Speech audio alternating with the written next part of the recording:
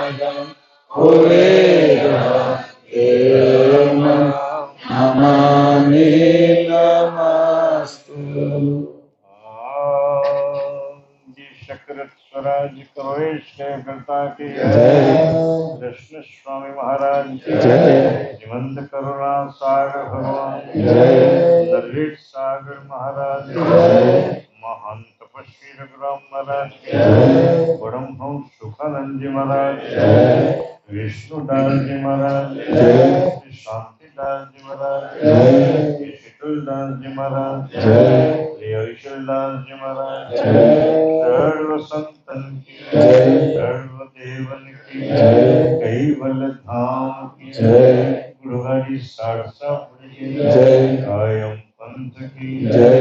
ज्ञान संप्रदाय की जय। बाल किल की जय। पंचम स्वतम वेद की जय।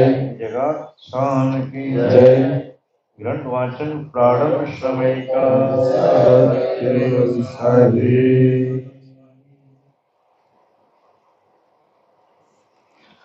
સત્ય સાહે। પંચમ સ્વસંવેદ એની પાછળનો જે ગ્રંથ છે સકર્તા અદ્વૈત લક્ષબોધ પંચીકરણ, એમાં આપણે 2 પ્રકરણનું વાંચન કરી લીધું. પહેલા પ્રકરણની અંદર એકેદેશી પદ અને સર્વદેશી પદનું નિરૂપણ એ આપણે પહેલી વખત કર્યું કે સર્વદેશી પદને મોટું ગણવામાં આવે છે અને એકેદેશી પદને નાનું ગણવામાં આવે છે. એ વાદ અને એ વિવાદ અથવા એ સમજણ 4 વેદની છે, પણ પંચમ વેદ છે એની અંદર એકેદેશી પદની અંદર જે ચેતન એકેદેશી પદ એટલે કેવલ એકેદેશી પદની અંદર એના પેટામાં સર્વદેશી પ્રકાશ બ્રહ્મૃતિનું બ્રહ્મપદ એ સર્વદેશી છે. એ અને ક્રતની અંદર જે એકેદેશી પદો ઉત્પન્ન થયા છે એ બધા મૂળ સકર્તા કેવલના એકેદેશી પદની અંતર્ગત આવી જાય, એના પેટામાં આવી જાય અને એની સમજણ આપી હતી તે દિવસે. હવે ગઈકાલે જે લેવામાં આવ્યો કે પંચમ સ્વસંવેદનું માથું કેવી રીતે કપાણું અને એના વિશેની જે કાંઈ ચર્ચાઓ શંકાદિકો ઉત્પન્ન થયા અને એ બધા વૈયા ગયા. સૃષ્ટિક્રમનો આગળ છે એ પ્રસારો થતો નહોતો અને નિરંજનને આ વાતની ખબર પડી. નિરંજને છે એ આકાશવાણી દ્વારા વિષ્ણુને આ વાત કીધી. વિષ્ણુએ આ વાત સાંભળી અને પ્રત્યક્ષ જોયું ત્યારે કે 4 વેદને સાંભળી શંકાદિક મુનિઓ બધા જ છે એ 5મા વેદને સાંભળે છે ત્યાં સંસારની રચના કરતા નથી ને નીકળી જાય છે. તો કર્તાનો જે આ ઉદ્દેશ હતો સંસારની રચનાનો એ ઉદ્દેશ સરતો નથી, એટલા માટે એને જોયું અને પછી પોતાના ભાગે આ કામ કરવાનું નથી. પાલન પોષણ કરવાનું કામ વિષ્ણુના ભાગે છે, પણ સંહારનું કામ શંકરના આવે છે તાબામાં. એટલે શંકરને જેમ છે એમ વાત કરી. શંકરે એને ઘણું સમજાવ્યા તમને આ મુખ શું દુઃખ દે છે, આને કાપીને શું કરવું છે. પછી સમજણના આધારે પછી જે વાત કરી એમાં તાત્કાલિક શંકર ભગવાને 5મું માથું કાપી નાખ્યું અને જે માથું કાપ્યું એ બ્રહ્મ રાક્ષસ તરીકે એની પાછળ પડ્યું. જે ધામમાં જાય, સ્મશાનમાં જાય, કૈલાસમાં જાય, ત્યાં એને હક ન થવા દે, સુખ ન મળવા દે અને પીડા કરે. એટલે પછી એને મુંડમાળ કરીને પોતાના ગળાની અંદર ધારણ કર્યું 5મા મુખને, અને એના ગળામાં ધારણ કરવાથી જે થોડી ઘણી જાણ એની અંદર ઉતરી એનું નામ સરોદય શાસ્ત્ર છે. આ રીતે 5મા વેદનું માથું કપાઈ ગયું. હવે 5મા વેદનું માથું કપાણું એમ આપણે કાલે વાત કરી કે આપણું માથું કપાઈ ગયું છે. જે જાણ અંકુરી જાણ હતી એ અંકુરી જાણ આપણી વહી ગઈ. માતાના ઉદરમાંથી જેવો આપણો જન્મ થયો અને આપણી નાડ કપાણી જે જોડાયેલા હતા અને જે સામાન્ય ચેતન પિતાજીનું આવ્યું હતું એમાં અંકુરી જાણને લઈને આવ્યું હતું. અંકુરનો વિકાસ કરવો હોય તો અંકુરની જાણ લઈને આવેલું. એ જાણ જે હતી એ જે કપાઈ ગયું ત્યાર પછી આપણે નાકેથી શ્વાસ લેવાનું શરૂ કર્યું 9 મહિના જન્મ પછી તરત જ તે. એટલે ભૂખ તરસ લાગી. ભૂખ તરસ લાગી એટલે માતાએ બાળકને પૈપાન કરાવવું પડ્યું અને એ ભૂખ તરસ લાગી ત્યારથી આપણે ભૂખ તરસમાં દોડ્યા કરીએ છીએ. રાત દિવસ ભૂખ અને તરસ માટે દુનિયા આખી દોડે, પશુ પક્ષી બધા જ દોડે. ખાવાના ખોરાકો છે એ નાના મોટી થયા કે ભાઈ ગામડાની અંદર રહેતો હતો એ માણસને એમ થયું કે હાલો વધારે કંઈક સારી રીતે જીવીએ, પણ મૂળ ઉદ્દેશ હતો કે પેટ માટે એ પછી શહેરોમાં આવ્યો, શહેરોમાંથી વિદેશોમાં ગયો. એવી રીતે પશુ પક્ષીની જેમ જ તે આપણે બધા છે એ પેટની તૃપ્તિ માટે દોડવા મળ્યા. જે ખાધું છે એની સપ્ત ધાતુ બની, એમાં રસ, રક્ત, માંસ, મેદ, ચરબી, હાડકા, મજ્જા અને છેલ્લો શુક્ર બન્યો. શુક્રમાંથી પાછો મનુષ્ય બન્યો. હવે એ છોકરાને દેખભાળમાં પાછા લાગી ગયા. એટલે પેટની અંદર જ આપણે વેઠ કરવા મળ્યા. પેટની અંદર જ તે પેટની આધારે કેમ તો કે જે પ્રણવ આપને લાગ્યો પ્રાણ અપાન વ્યાન ઉદાન સમાન, એ પ્રણવની જે શરૂઆત થઈ કુર્મ કલ્કલ દેવદત્ત ધનંજય નાગ, આ 10 પ્રાણે આપને છે એ આ બાજુ રોકી રાખ્યા અને વિકારી પ્રાણાયામ હતો. આ વિકારી પ્રાણાયામના કારણે આપણે હોતી આપણી જે અંકુરી ગતિ હતી એ અંકુરી ગતિને ભૂલી ગયા.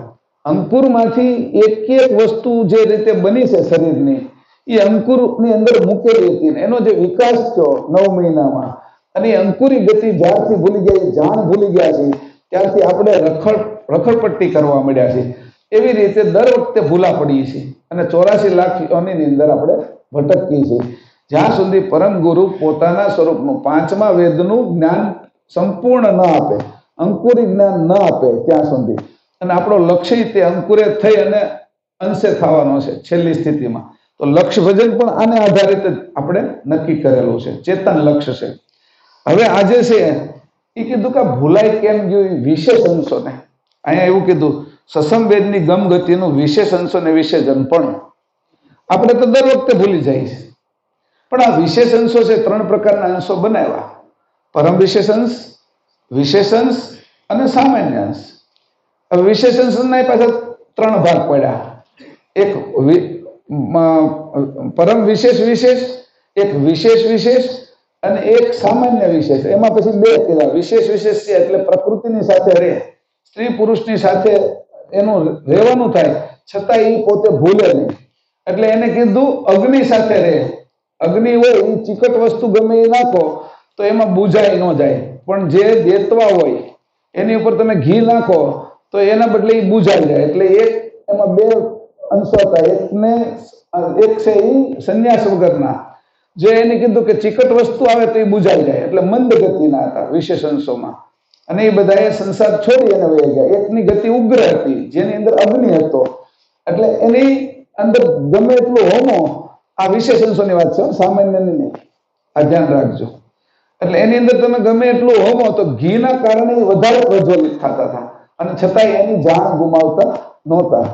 તો એવી રીતે જે જાણ છે એ 5મ વેદની જાણ વિશેષ અંશોએ કેમ ગુમાવી એનો અહીંયા વિષય અત્યારે ચલાવવાનો છે. એને વિસર્જનપણું કેવી રીતે લાગ્યું.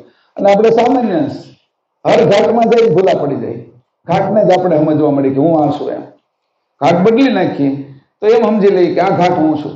કપડાં બદલી નાખીએ તો આપણે કપડાને જ માનવા મળી કે આ હું છું. તો સામાન્ય અંશો દરેક ઘાટમાં જાય એટલે વારંવાર ભૂલા પડે. હવે એને કોણ જાણ કરે? આ સામાન્ય અંશોને કોણ ચેતાવે? સામાન્ય અંશમાંથી એને પોતાના સ્વરૂપે કોણ કરે? તો કે પરમ ગુરુ આ જાણ લઈને અહીંયા આવે 5મ વેદની કલ્પે એકવાર. અને જ્યારે અહીંયા આવે ત્યારે સામાન્ય અંશો સહિત વિશેષ અંશો બધાને એ ચેતાવે. અને ક્રમશઃ જ્યારે એ ચેતાવતા જાય એટલે અંશો છે એ પોતાના ધામમાં પાછા જાય. જે ઘર ભૂલી ગયા છીએ આપણે એ ઘરે પાછા આપણે જાય. અત્યારે આપણે રખડપટ્ટી કરીએ છીએ સંસારમાં, તો એની રીત આ વિષયને અત્યારે હવે અહીંયા ચલાવવામાં આવશે. પ્રકરણ 3 હું વાંચું છું અને એને થોડો સમજાવતો રહીશ. હવે વિધાતાને પંચમુખ તે નિજ પરંપરાએ હોય તેને માનવ દેવ જાણવા. તેનો નમૂનો આપણા વિશે આવેલો છે, તે જુઓ. એક મુખ તો પ્રગટ દેખાય છે, બીજા 4 મુખ પૈકી એક જીવા એટલે જીભ, બીજું નેત્ર, ત્રીજું કાન અને ચોથું નાક છે. હવે 5 મુખ છે એ માનવ દેવ જેવા જાણવા કે બ્રહ્માજીના એને 5 મુખ હતા એમ કીધું. તો કે તમારી અંદર 5 મુખ છે, તમે જોઈ લો નહીં કે 5. આપણે તો એક જ સમજતા હતા કે આ મોઢું ને મુખ કહેવાય. જે દ્રશ્ય અદ્રશ્ય જોઈ છે એની અંદરથી જે જાણ જાય છે એ આંખ દ્વારા અંદર જાય છે. જે શ્વાસમાં સુગંધ અને જીવન જાય છે એ નાક દ્વારા જાય છે. સ્વાદને જે પારખીએ છીએ એ જીભ દ્વારા પારખીએ છીએ. અને શબ્દ સાંભળીએ છીએ આપણે અને એનો ઉચ્ચાર કરીએ છીએ તો શબ્દ સાંભળીએ છીએ કાન દ્વારા જાય છે. આપણે પણ 5 મુખ છે કે ત્યારે મુખ આપણે એવું ગણતા હતા, જે સ્થૂળ વસ્તુ ખાઈ એને જ મુખ ગણતા હતા. કે આપણે બપોરે છે એ ખીર ખાધી હોય કે રોટલી ખાધી છે, ભજીયા ખાધા, એને જ આપણે સમજતા હતા કે મુખ કહેવાય. પણ આ દ્રશ્યને આપણે ઉતારીએ છીએ, એનાથી આનંદિત થાય છે. કઈ સારા દ્રશ્ય જોઈને, સારી વાતો સાંભળીને આનંદિત થાય છે, આ સારો સ્વાદ લઈને આનંદિત થાય છે. આ બધી જ જે છે એ 4 પ્રકારના મુખ આપણા છે. એમાં કીધું હવે જીવા મુખ જીવા એ બોલીએ છીએ ત્યારે કાને શબ્દ સાંભળીએ છીએ અને તે જણાય પણ છે. વળી નેત્ર દ્વારા અવલોકન કરતા પદાર્થની જાણ થાય છે, પણ નાકનું બોલવું છીક રૂપે તેનાથી સારું નરસું થાય છે તે માલુમ પડતું નથી. હવે નાકનું બોલવું છે કે મોઢાનું બોલવું તો આપણે જાણીએ છીએ, તો કે છીક આવે છે, એ છીકની અંદર કઈ દિશામાં એનું વિના પ્રયાસે મોઢું હોય અને છીક આવે છે, તો એનાથી એનું બોલવું કે શુભ કે અશુભ એ કોણ જાણે છે? કે એના જે જાણકાર મહાપુરુષો છે અથવા એને જાણના જે આ બાજુ સંતો અથવા મનુષ્ય છે જે એના માટે પ્રયત્નશીલ કરી પ્રયત્ન દ્વારા એ વિદ્યા મેળવી છે, એ આ જાણી શકે છે. સામાન્ય માણસ આ જાણી શકતો નથી. હવે અહીંયા વિષય એવો હતો કે છીક રૂપે નાકનું જે સારું નરસું થાય છે એને કેમ સમજવું? તો કે પંચમ વેદ આખો આના આધારિત છે. નાકનું બોલવું તે સર્વોદય જ્ઞાન છે એમ જાણવું. આ સર્વોદય જ્ઞાન છે તેમ જાણવું. લેવાતો શ્વાસ, છોડાતો શ્વાસ, એની અંદર કયું તત્વ ચાલે છે અને કયું તત્વ ચાલતા કઈ પ્રક્રિયા થાય છે અને એ પ્રક્રિયાનું પરિણામ શું આવે છે એ જાણવું, એ નાકનું બોલવું છે. હવે કોઈ પણ કામ કરીએ આપણે તો એની વિધિ કે આ કયા નાકના કયા સ્વરની અંદર આપણે પગ મૂકવો, કઈ રીતે કામ કરવું, એની જો વિધિ બરાબર સમજી લઈએ તો આપણાથી બધા જે કામ થાય એ શ્રેષ્ઠ કામ થાય, જેની અંદર અવરોધ ન આવે. હવે મુખ્ય કામ આપણું શું છે આ સૃષ્ટિમાં? આ સૃષ્ટિમાં આપણે આવ્યા છીએ, સંસારી છીએ, તો આપણું મુખ્ય કામ શું છે કે આપણે આ સંસારને આગળ ધપાવીએ. આગળ ધપાવવામાં શું જોઈએ? તો કે આપણા સંતાનો આપણે પેદા કરવા પડે. દરેક જીવને આંબાને આંબો ઉત્પન્ન કરવો પડે, મનુષ્યને મનુષ્ય, કીડીને કીડી, તો સંસાર આગળ ચાલે. હવે એ હું કેવી રીતે કરું છું? કે એની મને જાણ નથી, એમને ઉત્પન્ન કરું છું. મને એ કઈ નાડી ચાલે છે, એમાં કયું તત્વ ચાલે છે, સ્ત્રી પુરુષ વિશે શું ચાલે છે અને કેવું સંતાન ઉત્પન્ન થાય જેથી આ સૃષ્ટિ સારા લોકોથી ભરાઈ જાય અને જ્ઞાની થાય, સમજુ થાય, પોતે અંશે થાય. એ જે જ્ઞાન છે એ જ્ઞાન વિસરાઈ ગયું અને એ જ્ઞાન લઈને પંચમ વેદની અંદર પરમગુરુ પાછા આવ્યા કે આ જે તું ભૂલી ગયો છો એટલે સંસારની અંદર તારી ગતિ અધોગતિની કરી નાખી અને તારા સંતાનને તું નીચે ઉતારે છે તો એને તું નરકમાં જ નાખે છો. તારા સંતાનોને તો તારે ઉત્તમ આપવું જોઈએ ને કે એટલે સંતાનનું શરીર સારું બને તો એના માટે કઈ નાડી ચાલુ હોય અને કઈ નાડી પ્રમાણે સ્ત્રી પુરુષનો સંયોગ કરવો જોઈએ અને એ સંયોગ કર્યા પછી બાળક કેવું તૈયાર થાય તો એને શિક્ષણ માટે વિશેષ કોઈ મહેનત ન કરવી પડે. અંકુરમાં શિક્ષણ શરૂ કરી દીધું. એને કયું અંકુર ઉતારવું તો આવો બાળક પેદા થાય. આ સુધીની વાત પંચમ સસંવેદમાં કરવામાં આવી. હવે એ પંચમ સસંગની વાત છે એ ભૂલાય કેમ ગઈ વિશેષણોને કે આવું જગત થઈ ગયું કે પોતાને જાણે નહીં, કરતા નહીં, જાણે નહીં, આ સંસારની અરે વહીવટ કેમ કરવો એની ખબર પડે નહીં, વિવેક જેવું કાંઈ હોય નહીં. અત્યારે આપણે અહીંયા એટલા બેઠા છીએ તો અહીંયા આપણે આ જ્ઞાન માટે બેઠા છીએ, પણ ઘણી હોટલો તો આખી ભરેલી છે, 200, 500, 100, 150 એ હોટલોની અંદર મોજ કરતા છે. એને કઈ પડી નથી સંસારની. તો એવા સંસાર એવા જીવોને ઉતારી લીધા એ મોજ શોખની અંદર પોતાના સ્વાર્થની અંદર જ જીવન જીવે છે, તો પશુ ગતિનું જીવન જીવે છે. અને અહીંયા એટલા લોકોને ઉતાર્યા મનુષ્ય તરીકે. તો મનુષ્યની આ સૃષ્ટિ છે એ આજે પર્યાવરણની તકલીફ થઈ ગઈ છે, આજે પાણીની અંદર તકલીફ થાય છે, આજે વનસ્પતિ નથી, હવા શુદ્ધ મળતી નથી, એવા જે સમસ્યાઓ ઉત્પન્ન થઈ, પશુ પક્ષીઓ જીવી નથી શકતા, એવું મનુષ્ય બધું બગાડી નાખ્યું. કેમ કે એને શિક્ષણ હવે કોણ આપે આવું વાતનું? આ બધું જે પરમ વિશેષણ બધું ભૂલી ગયા કે આ પ્રક્રિયા કેમ કરવાની છે, એ શિક્ષણ આપે કોણ? મા બાપને તો ખબર નથી, અને મા બાપને ખબર પડે તો એના બાળક અને બાળકીને આ વાત કરી શકે એમ નથી. તો આ જે શિક્ષણ હતું, જે પદ્ધતિ હતી, આખી પદ્ધતિ લોપ થઈ ગઈ. પંચમ વેદની અંદર સંતાન પ્રાપ્તિ કઈ રીતે કરવી જોઈએ એનો આખો વિષય આપ્યો કે સંતાન હરખું પ્રાપ્ત કરો તો આ જગત કેવું સારું ચાલે, કેટલી સમજણથી ચાલે. અને એ અંકુરમાં નાખવું પછી તમે પાછળથી ગમે એટલું પાણી રેડો ને એનાથી છે એ એટલો સુધારો ન આવે. અંકુર બરાબર હોય, બિયારણ બરાબર હોય તો ખેતી સારી થાય. અને પાછળથી હું આંબો છે એ દેશી વાવી દઉં અને મારી ઈચ્છા એવી કરું કે આને છે એ હાફૂસ કેરી આવી જોઈએ, રત્નાગીરી હાફૂસ અથવા આ તાલાવાળી કેસર કેરી આવી જોઈએ, તો એ આવશે નહીં, કારણ કે બિયારણ ખોટું વાવી દીધું તમે. અને બિયારણ ખોટું વાવી દીધા પછી એનું પોષણ કેવી રીતે કરીએ આપણે? પાછા ઉપર ડાળી હોય, પાંદડા હોય, એને પાણી પાઈએ, એને ખાતર પાઈએ, એના મૂળમાં ના નાખીએ. એટલે મૂળમાં ના નાખીએ એટલે શિક્ષણ કેવું આપ્યું સંસારમાં? બાહ્ય શિક્ષણ આપ્યું. અને બાહ્ય શિક્ષણ આપ્યું તો આંતરિક વૃદ્ધિ કઈ થઈ નહીં, પોતાના સ્વરૂપને ન જાણી શકે. એટલે આ હાલત આ થઈ ગઈ કે કોઈને સમજાવતું નથી કે આ જીવન કેમ છે. ખેતી કરતા શીખવાડે, પોતાના ઘરે એને ગુલાબ વાવવા હોય, પોતાના ઘરે ફૂલ વાવવા હોય, પોતાના ઘરે છે એ કંઈક ટમેટા બટેટે કે એવું કંઈ વાવવું હોય તો બિયારણ સારું લઈ આવશે અને એ બિયારણ લાવીને એની દેખભાળ સારી કરશે. પણ પોતાના સંતાનો કેવી રીતે ઉત્પન્ન કરે એને તો ખબર જ નથી. જે એ વિષય હતો એ વિષય કપાઈ ગયો આખો. અને એ વિષય 4 વેદની અંદર નથી આપવામાં આવ્યો. આ વિષયને લઈને આવ્યા કે આ વાત છે એ પહેલા તો વિશેષણસો ભૂલા પડ્યા. જે માતા પિતા સમજાવવા જોઈએ આપણને, બાળકોને, અથવા ગુરુ સમજાવવા જોઈએ, અથવા મોટી ઉંમરના છે એ આ વિષયને સમજાવવા જોઈએ, એ કોઈ સમજાવતા નથી, એ જ ભૂલા પડેલા છે. તો વિશેષ અંશો ભૂલા પડ્યા એટલે સામાન્ય એના સામાન્ય ભાઈઓ, નાના ભાઈઓ, એ બધા ભૂલા પડ્યા. અને સંસાર છે એ આ સુધી પહોંચી ગયો, નીચે અધોગતિમાં ગયો. કોઈને સંવેદના થાય નહીં. રોડ ઉપર એક્સિડન્ટ થયો હોય તો બાજુમાંથી નીકળી જઈએ છીએ આપણે. સંવેદના મટી ગઈ, ભાઈઓ વચ્ચેની સંવેદના મટી ગઈ, નાભીના સંબંધો તૂટવા માંડ્યા. એકબીજા માટે છોડવાની ભાવ હોવો જોઈએ, એકબીજાને મદદ કરવાનો ભાવ હોવો જોઈએ, એ સામાન્ય જીવનમાં નથી. હા, આપણે તો આ મંદિરની હારે જોડાયેલા છે.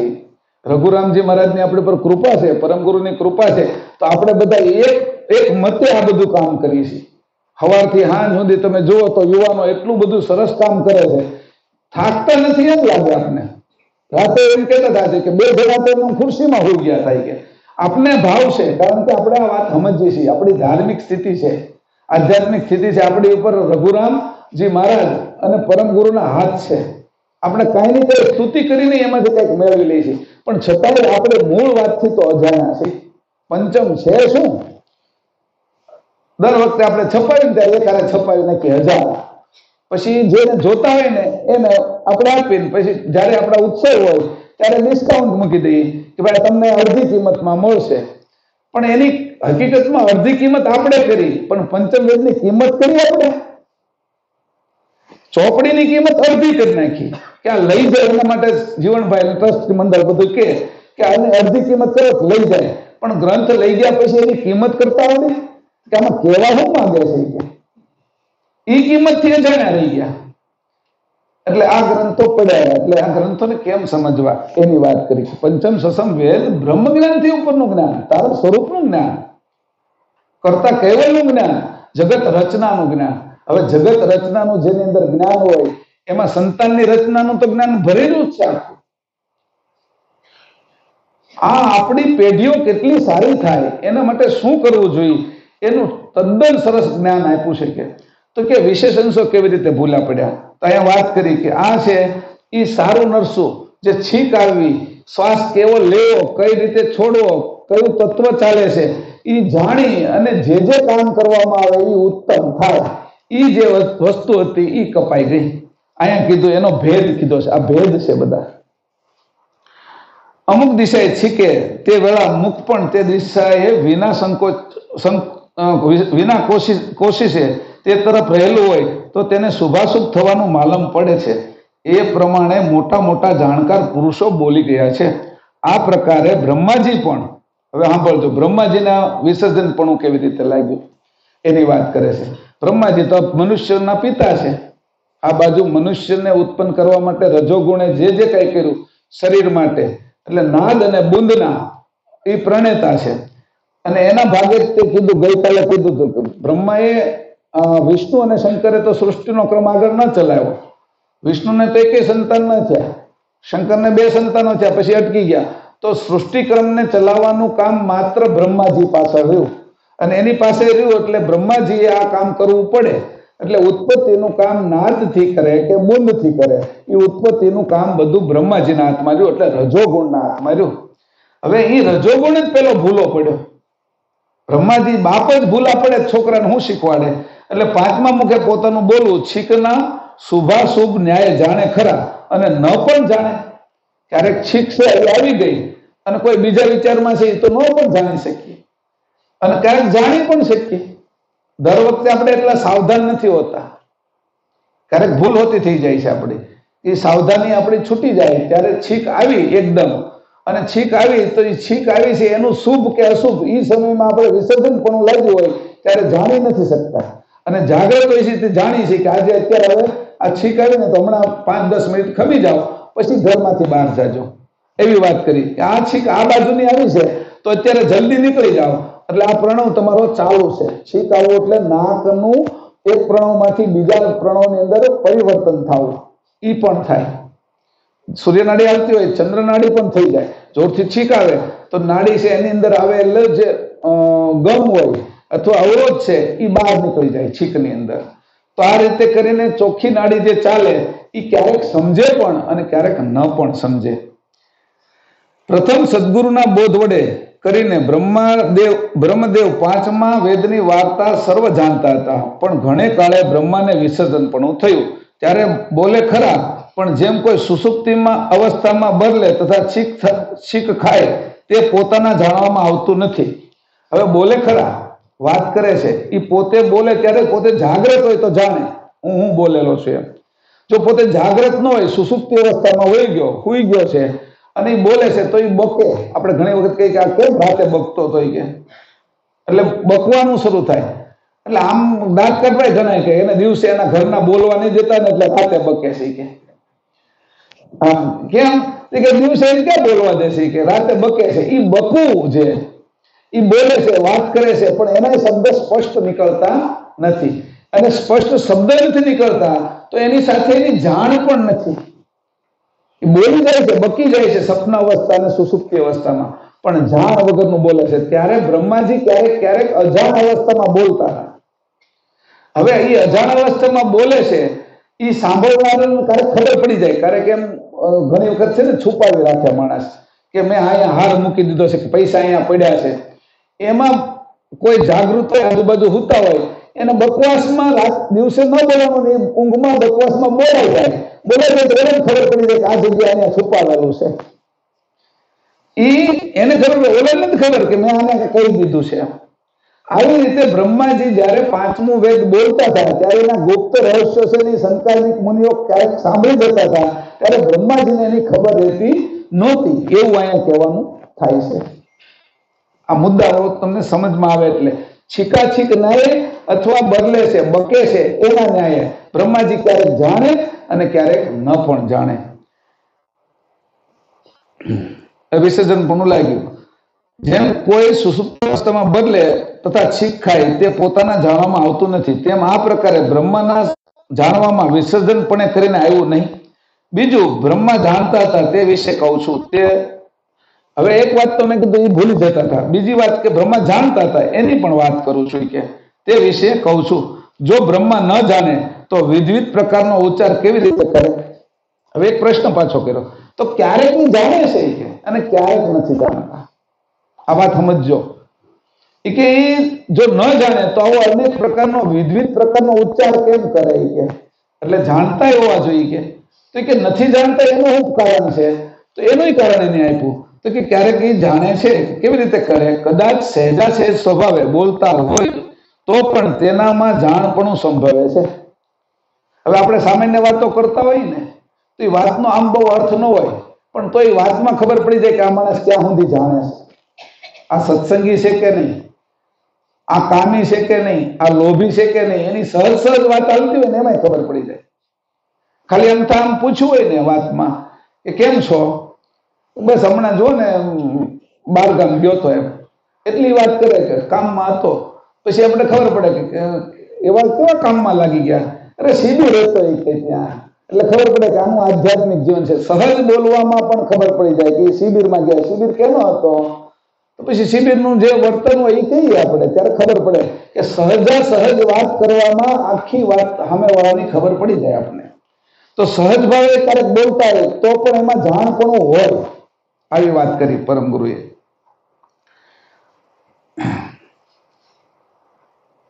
તો પણ જાણપણું સંભવે છે. પ્રથમ સદગુરુ સમ આદિનારાયણે બોધ બ્રહ્માજીને કર્યો. તે બોધ બ્રહ્માજીએ જાગ્રત અવસ્થામાં લીધો. એથી કરીને બ્રહ્મા ભૂત ભવિષ્ય અને વર્તમાન એટલે કે ત્રિકાળ જ્ઞાન ગતિના જાણકાર થયા. હવે પહેલા સદગુરુ સમ નિરંજન પુરુષે એને બોધ કર્યો, ત્યારે એની જાગ્રત અવસ્થામાં લીધો. હવે ક્યારેક ક્યારેક આપણે વાત કરતા હોય ને, 2 જણા હોતા હોય, 2 કે 3 જણા આજુબાજુમાં, આપણે અહીંયા અમે 3, 4, 5 જણા હોતા હોય, તો વાત કરતા કરતા કંઈક રાજાભાઈ વાત કરે છે, કંઈક છે એ વાસુદેવભાઈ વાત કરે છે. એમાં જ્યાં સુધી હું જાગ્રત હોઉં ત્યાં સુધી વાત એની સમજાય મને, પણ મને બગાસા આવવા મળે, ઊંઘ આવવાની શરૂઆત થાય ને, એ વાત કરતા રહે પણ પછી હું સમજી ના શકું.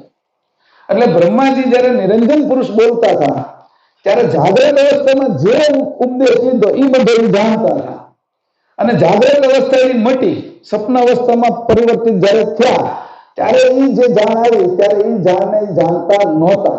આવી વાત સમજો, આપણા ઉપરથી આવું થાય છે. એટલે એને કેવી રીતે જાણે છે ને કેવી રીતે નથી જાણતા એનું ઉદાહરણ કે આપણે અત્યારે અહીં વાત કરીએ છીએ, પણ તમે કોઈ બીજા વિચારની અંદર વહી ગયા તો તમને સપનું તો લાગી ગયું. હું તમને જે વાત કરું છું એ તમને બરાબર અત્યારે સમજાય છે, પણ જ્યારે તમે બીજા વિચારમાં જશો તો ત્યારે એ વાત મારી બરાબર સમજાશે નહીં. અને એ અરસામાં તમે અહીંથી બહાર રહેશો, અને બહાર વહી ગયા એટલે એટલી વાત તમારી વહી ગઈ, એટલે એનું વિસર્જન પણ થયું.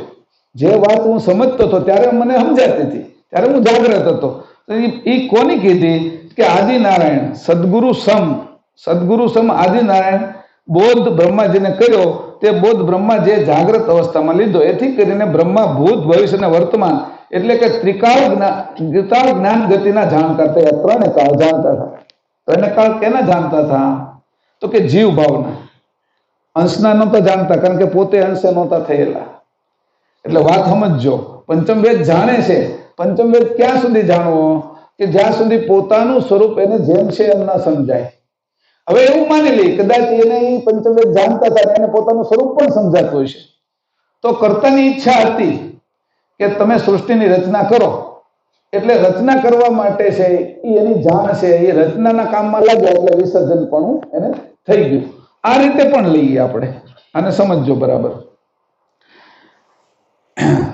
ત્રિકાળ જ્ઞાન ગતિ જાણકાર થયા એટલે જીવની ગતિ જાણી, આત્મભાવની અને અંશભાવની ગતિને જાણતા નહોતા. 3 કાળ કોને લાગે? તો કે જીવ ભાવને. અંશભાવને 3 કાળ ના લાગે, એટલે 3 કાળની ગતિ બ્રહ્માજી જાણે તો જીવ ભાવની હોય, અને 3 કાળને વટી ગયા છે, આત્મભાવમાં કોઈ ગયા છે તો કદાચ એ પણ જાણતા હોય. બ્રહ્માજી બ્રહ્મ જ્ઞાન સુધી જાણતા હતા એવું કહેવામાં આવે છે. તો બ્રહ્મ જ્ઞાન સુધી જાણતા હોય તો આત્મભાવને પણ જાણતા હોવા જોઈએ, પણ અંશ ભાવને જાણતા નથી, કારણ કે કાળની અંદર જે જાણે છે એ કાલાતીત વસ્તુ છે, એને જાણી શકતો નથી. આપણે અંદર એ છે કાલાતીત, હું પોતે છું એટલે હું કાળમાં છું, જ્યાં સુધી મહેશ છું ત્યાં સુધી જન્મું છું, જીવું છું અને મૃત્યુ પામું છું, એને જાણું છું, અને એની સાથે હું એકમેક થયેલો છું. ત્યાં સુધી મારા આત્મભાવને કે હું અંશભાવ જે કાલાતીત છે એને જાણી શકતો નથી, કારણ કે મારી આરત મેં આપી દીધી મહેશને. એમ આપણે જે બધા બેઠા છીએ એની આરત કોને આપી દીધી? જે અત્યારે શરીર છે એને આપી દીધી છે. એટલે આપણે આગળની ગતિને જાણી શકતા નથી. આવું બ્રહ્માજીના વિષયમાં થયું. બ્રહ્માજી ભૂલા પડે તો જ આપણે એની પ્રજા ભૂલી પડી ને. એટલે ભૂલી પડી ક્યાં એનું પરમ ગુરુ અહીંયા વર્ણન કરે છે. જો પરમ ગુરુ આ વર્ણન ન કરે તો આપણને ખબર જ ના પડે, અને જેમ છે એમ ખબર ના પડે. ગ્રંથ વાંચ્યા જ કરી, પણ આ ઘટના ઘટી છે એ કેવી રીતે ઘટી છે એની ખબર ના પડે. પંચમ વાંચો કે હા 2 વાર વાંચો, પણ એમાં વાંચ્યો હું તમે જે સમજ્યા, તો સમજણમાં જે વિષય આવે છે એને આપણે લઈએ છીએ. હવે આપણે માખણ કાઢવું છે, ઘી કાઢવું છે, તો એ ગતિએ ચાલી છે. પછી તે પોતાનું બોલવું પોતે કેમ ન જાણે, માટે સદાકાળ સ્વસંવેદની આદ લઈ 5 વેદની ગતિને જાણીને બોલતા હતા.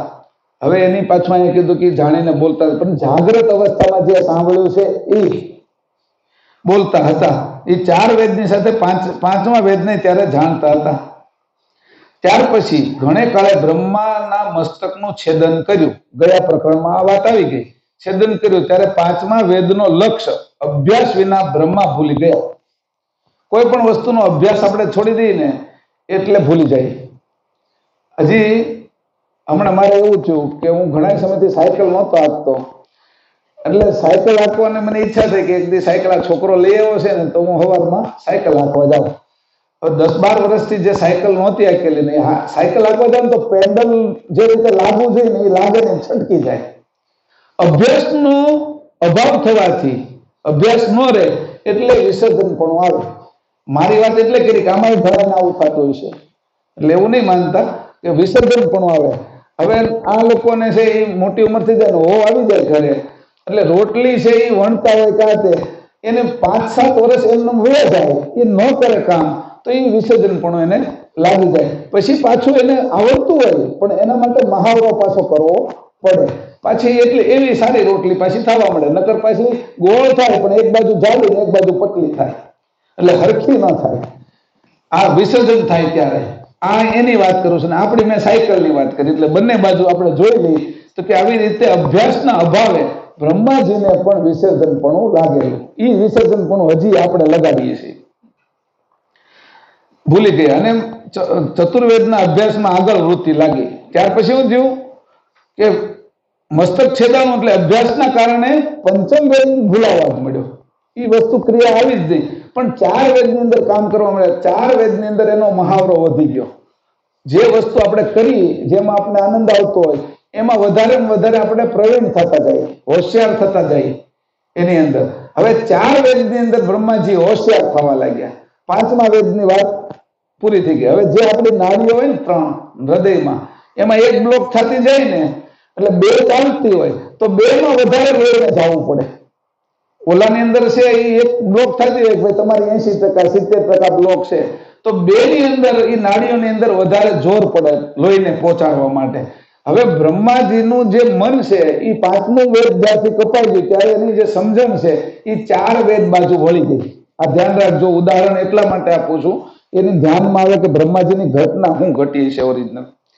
એટલે એ જે 4 વેદમાં લાગ્યા એના કારણે થયું શું, ચતુર્વેદના અભ્યાસમાં આગળ વૃત્તિ લાગી. એ કારણને લીધે 5મા વેદનું વિસર્જન પણ થયું.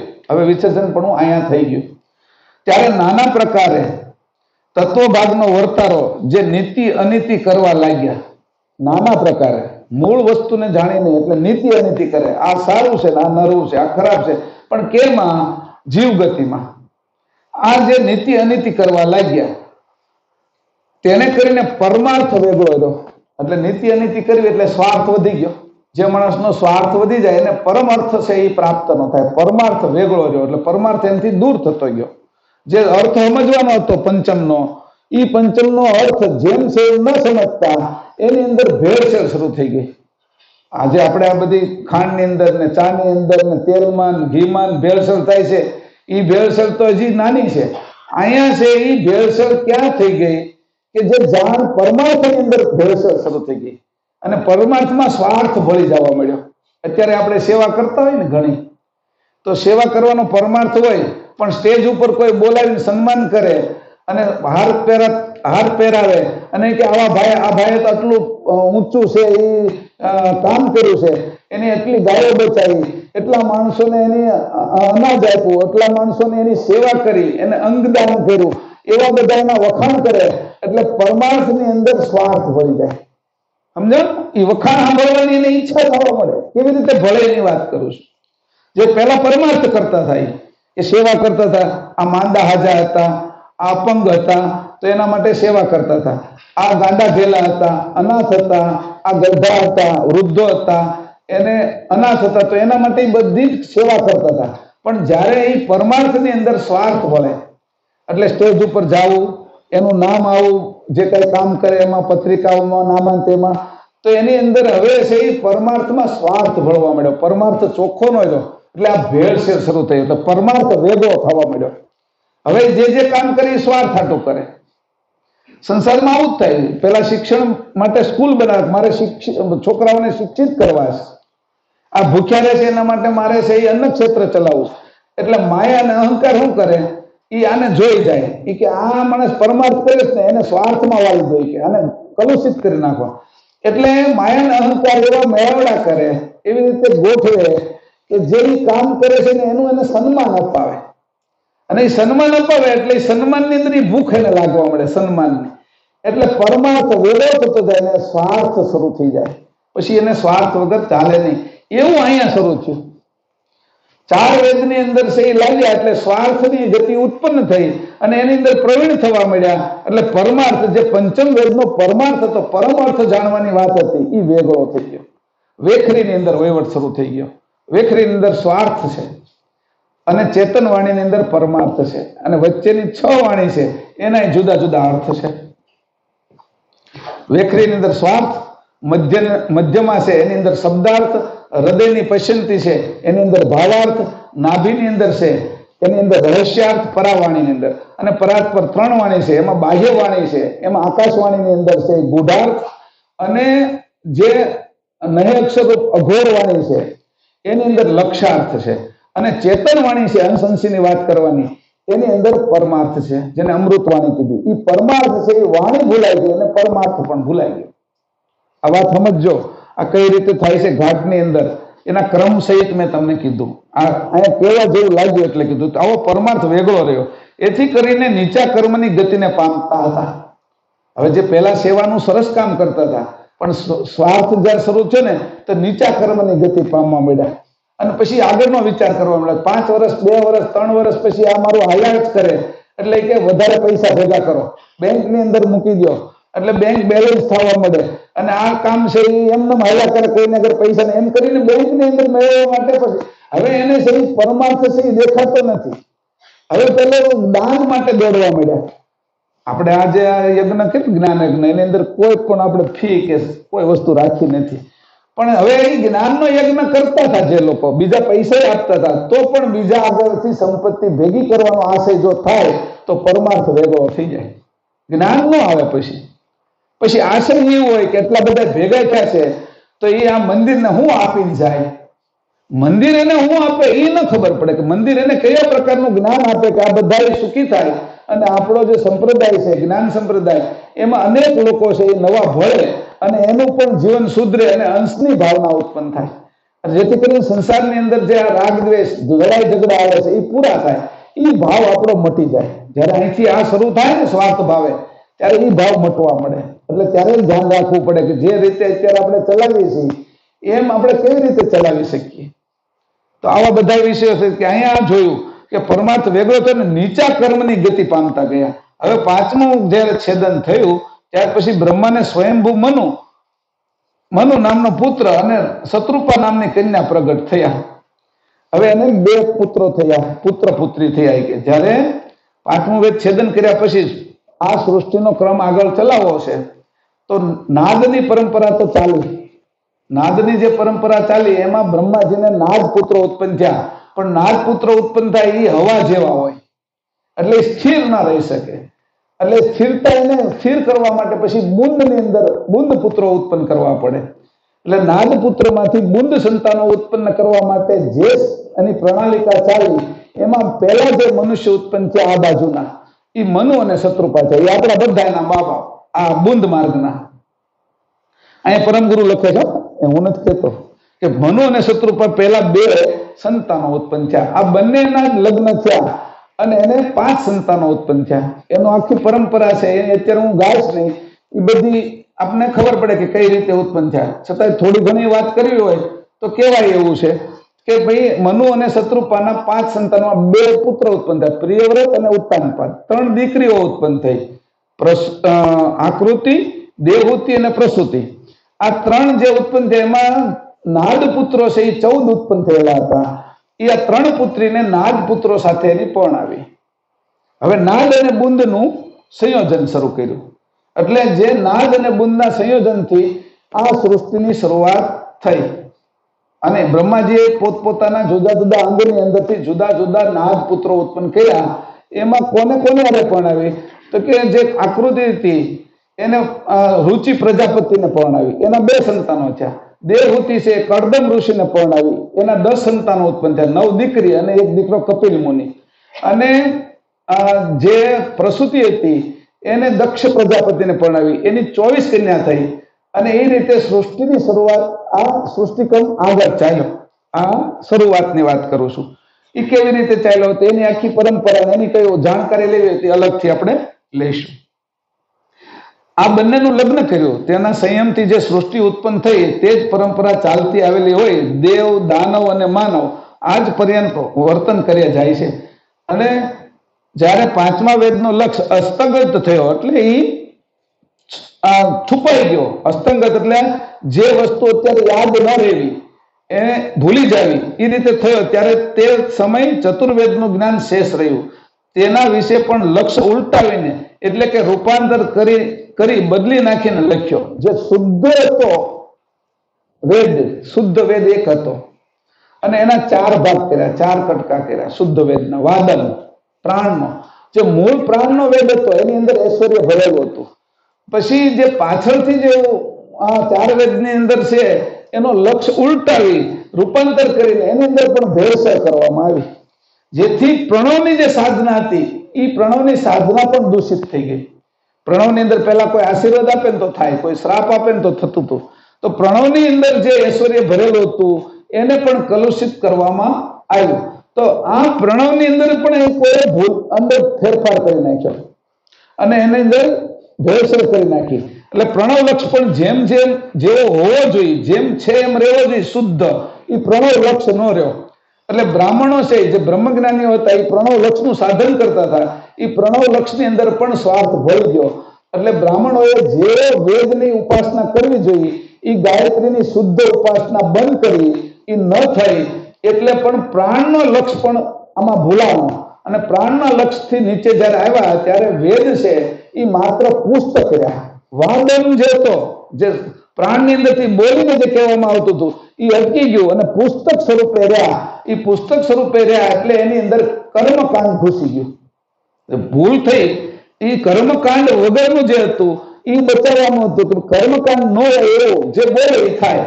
કારણ કે એ વેદનો આ ધર્મ હતો વાદમનો.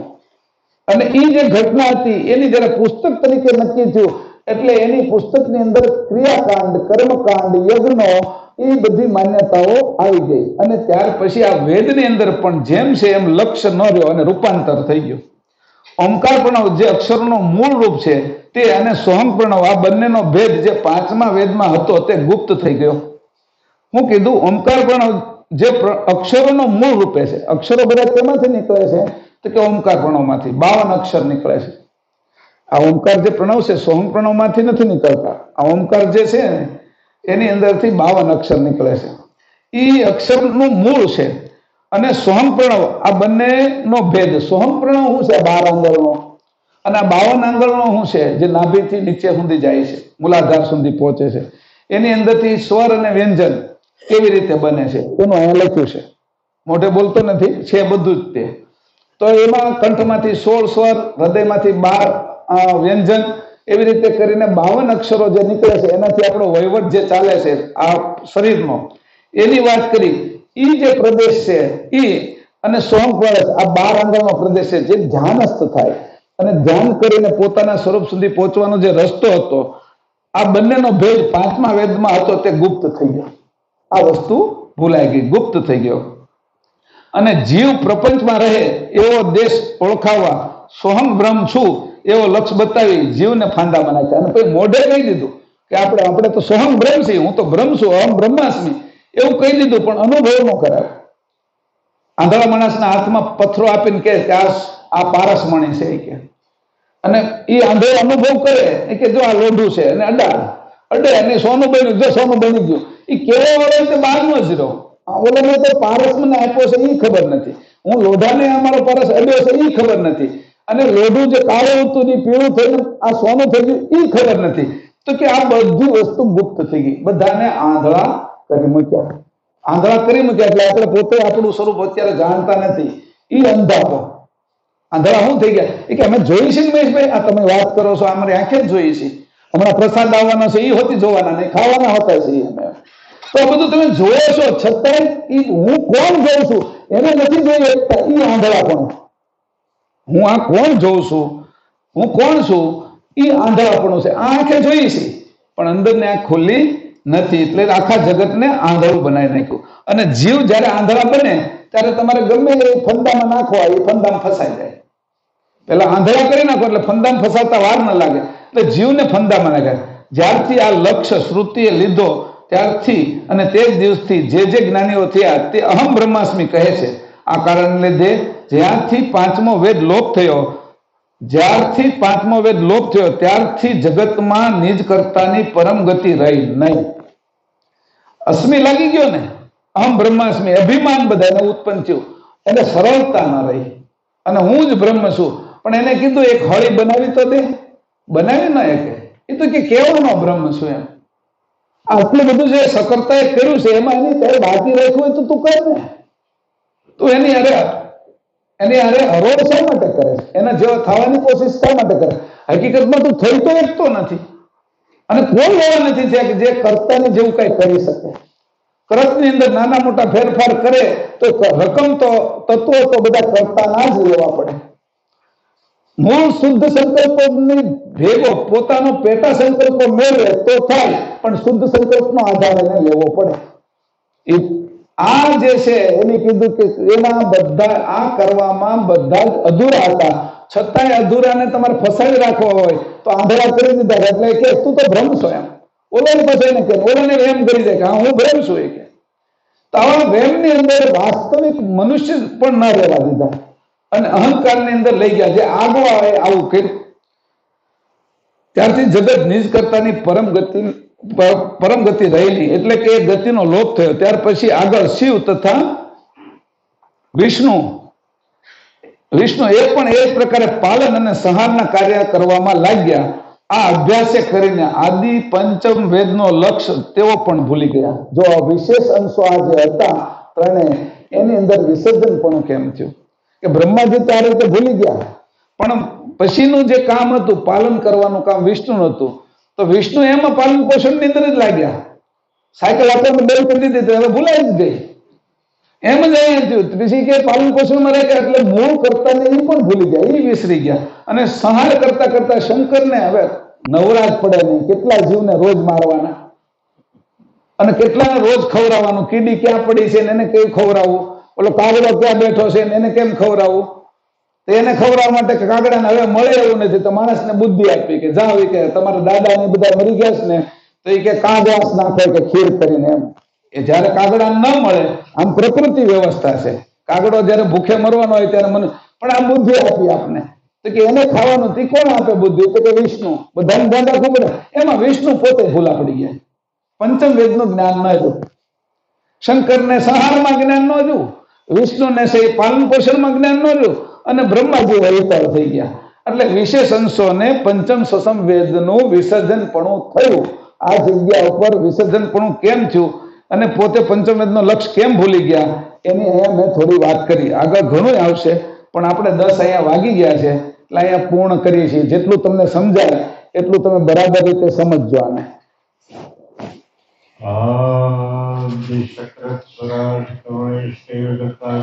જય કૃષ્ણ સ્વામી મહારાજ શ્રીમંત કરુણા સાગર ભગવાન નરેશ સાગર મહારાજ મહાન તપસ્વી રઘુરામ મહારાજ પરમહંસ સુખાનંદ મહારાજ વિષ્ણુદાસજી મહારાજ શાંતિદાસજી મહારાજ શીતલદાસજી મહારાજ વિશલદાસજી મહારાજ સર્વ સંતન જય સર્વ દેવન જય કેવલ ધામ જય ગુરુવારી શાસ્ત્રી જય આયન પંથ की જય ज्ञान संप्रदाय की જય बाल तिलक की जय पंचम स्वसम वेद की जय जगास्थान की जय ग्रंथवाचन पूर्णावती समय का સત્યવલ સાહેબ सत्य साहेब સત્યવલ સાહેબ.